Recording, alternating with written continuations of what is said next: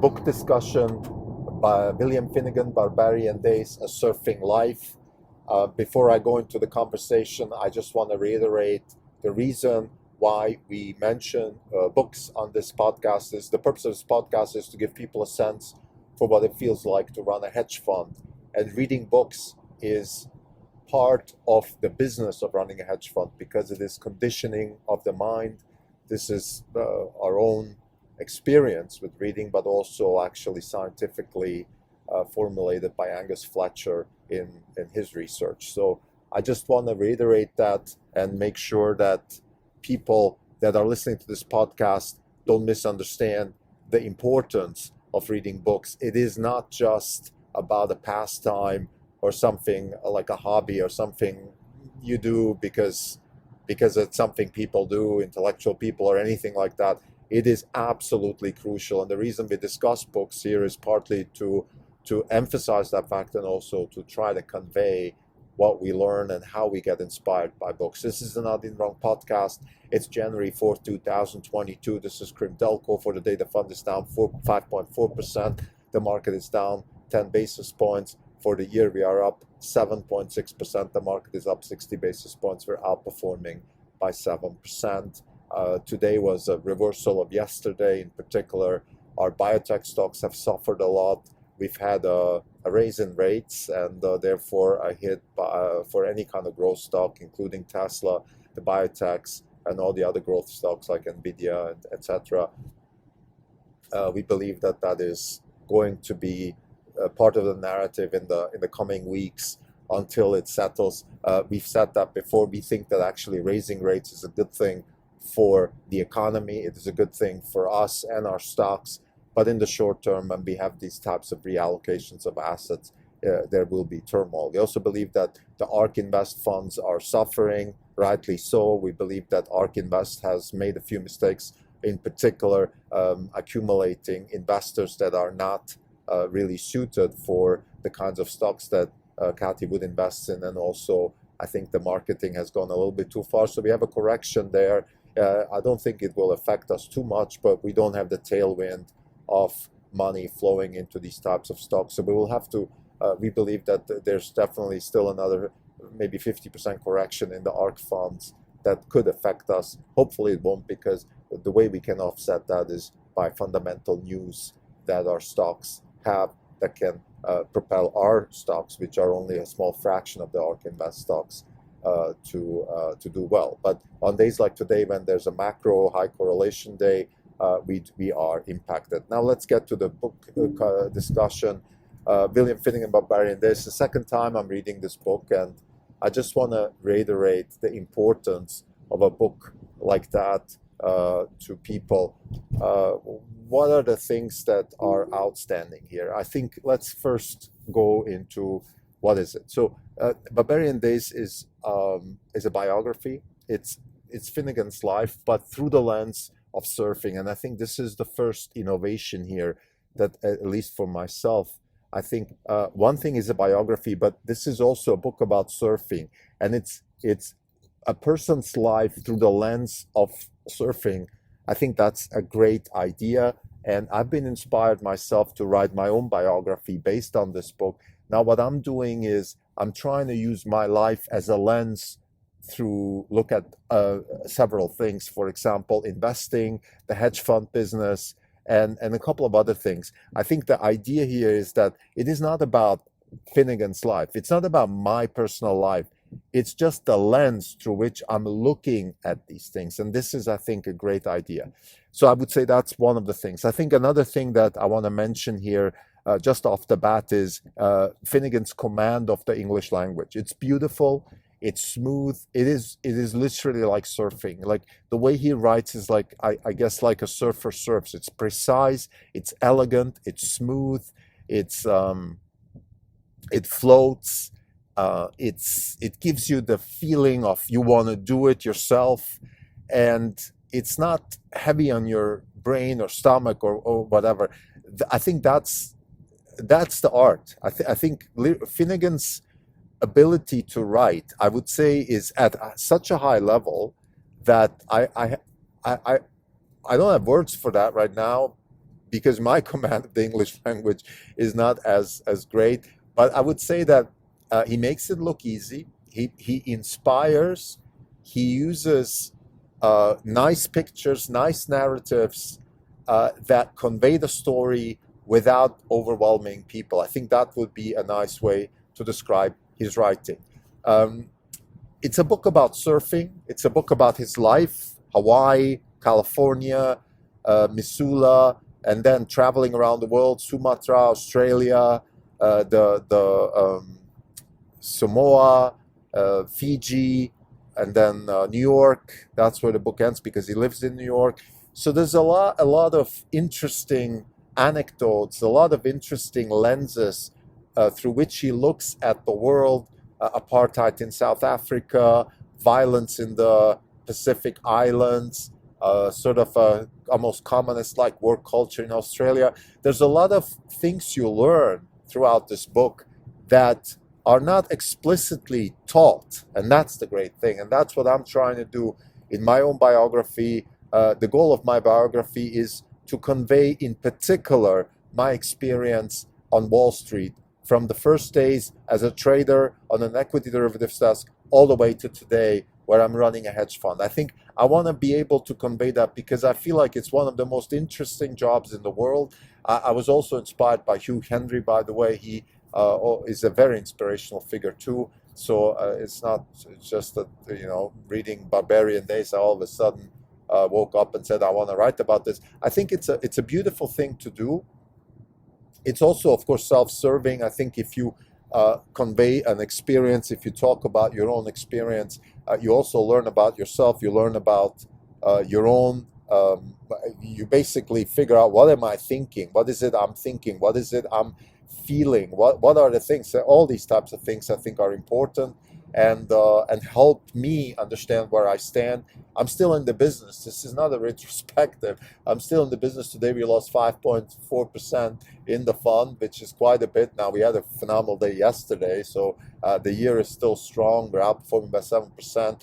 But I just want to make sure people understand that I'm still in the thick of things. And therefore, this is not just some sort of retrospective. And because I'm still in the thick of things, I think it's even more important that I keep my eye on the ball. And part of keep my eye on the ball is actually to make sure that I understand very well what I'm thinking, that I understand my shortcomings, all these types of things. So let's now talk a little bit more about the book. Finnegan starts with his childhood in Hawaii, and then he starts talking about surfing, and it's kind of, the surfing kind of creeps in a sense that it's not like this book doesn't start, okay, this is now a book about surfing. This is, I would say it's almost a disguise. This is a book about surfing, surf culture, surf life, disguised as the biography of a New York staff writer. So I think I could see a lot of people pick up this book because, oh, I want to see how a New York staff writer thinks.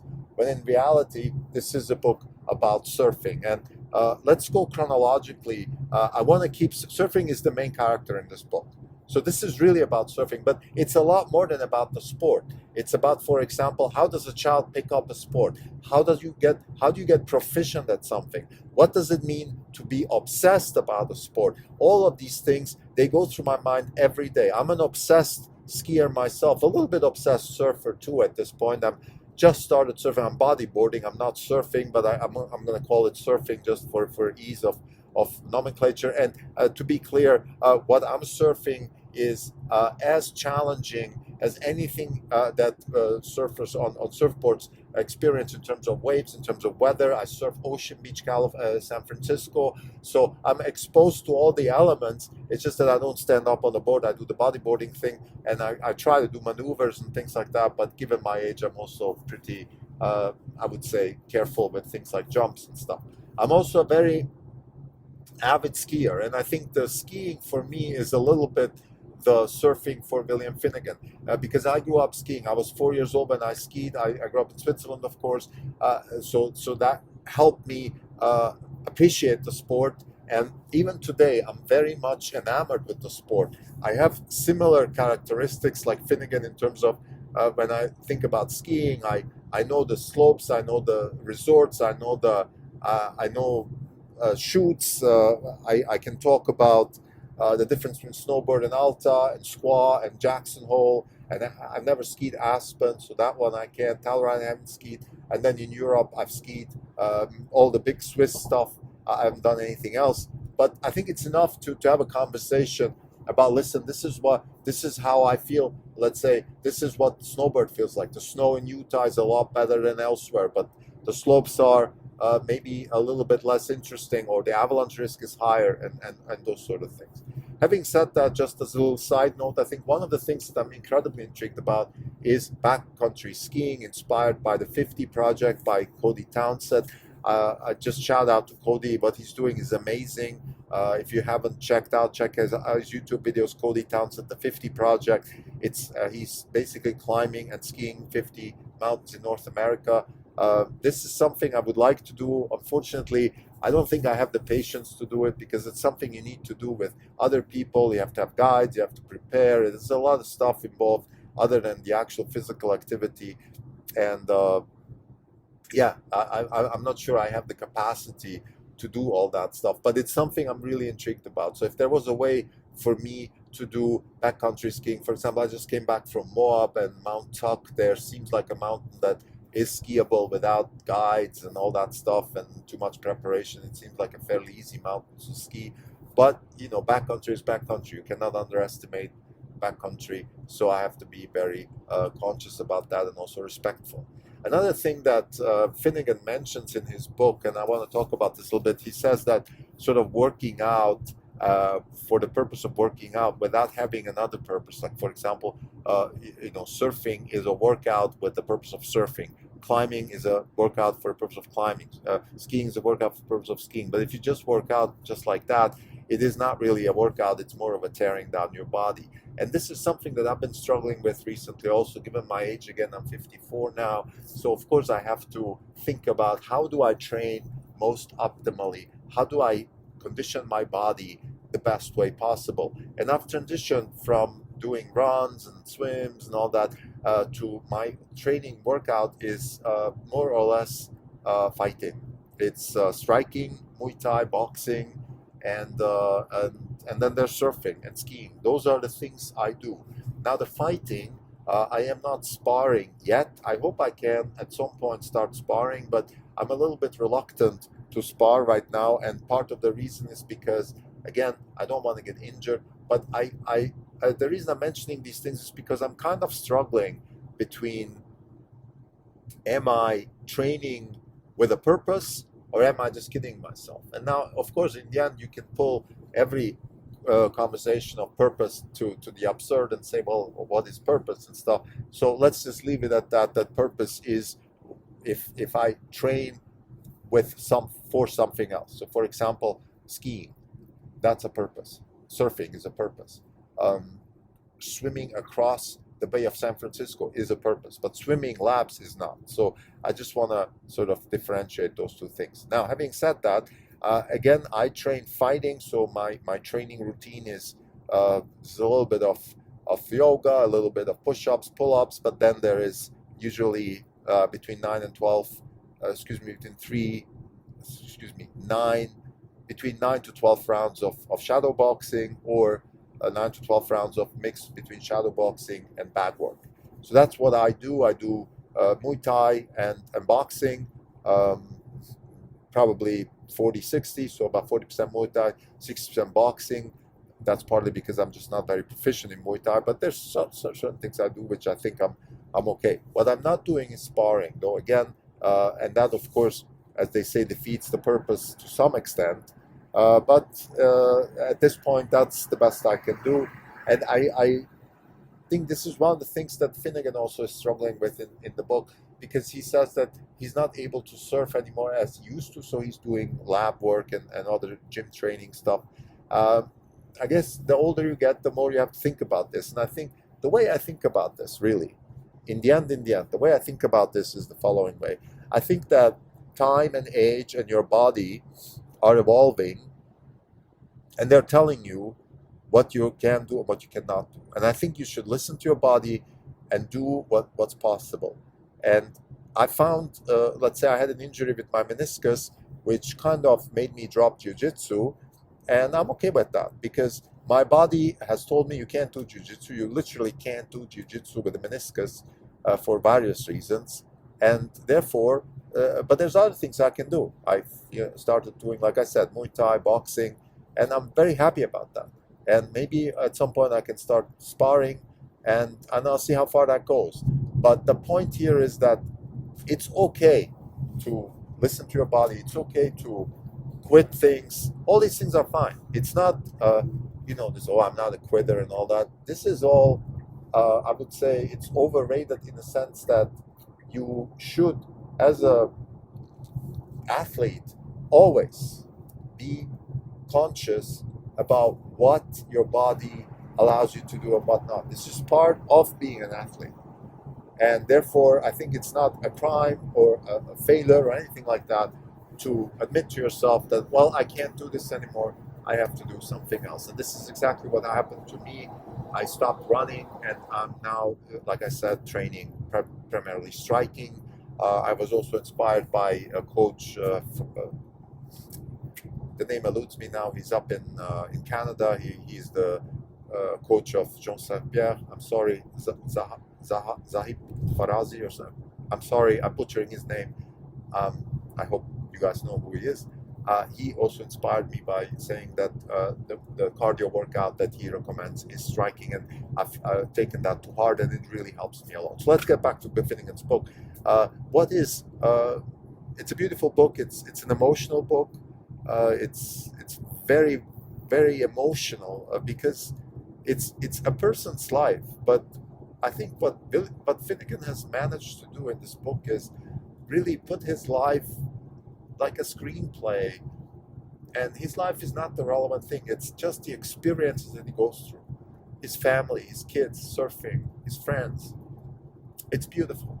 I can't. It's just beautiful and very inspiring. It inspired me to write my own biography exactly along the lines of what he did, which is use instead of surfing, I'm just using other things. It's gonna be skiing, trading, hedge fund, Wall Street. There's other things that I wrote. Use your experiences as a lens to the world, and then also share ideas, share thoughts. He's not very philosophical. I'm a bit more philosophical when it comes to, let's say, particularly economics and trading and money making. I have my own ideas. I hope that my book can also be part of, hopefully, a help for people to take a different look at what the wealth generation business looks like. So he's not like that. I think he doesn't really write about, let's say, writing too much. There's not too much about the art of writing or the skill of writing, and none of that stuff. My book has a little bit more of the actual things that I do and my thoughts about why I do the way I do it and all that stuff. So having said all of that, I think to summarize again, William Finnegan's Barbarian Days, it's one of the books that inspired me most in 2021. I just finished it second time, and highly recommended. Beautiful book, great command of language, very inspirational, learned a lot from the book, and great job, William. Hopefully you can write still a lot of interesting articles and maybe another book. Thank you.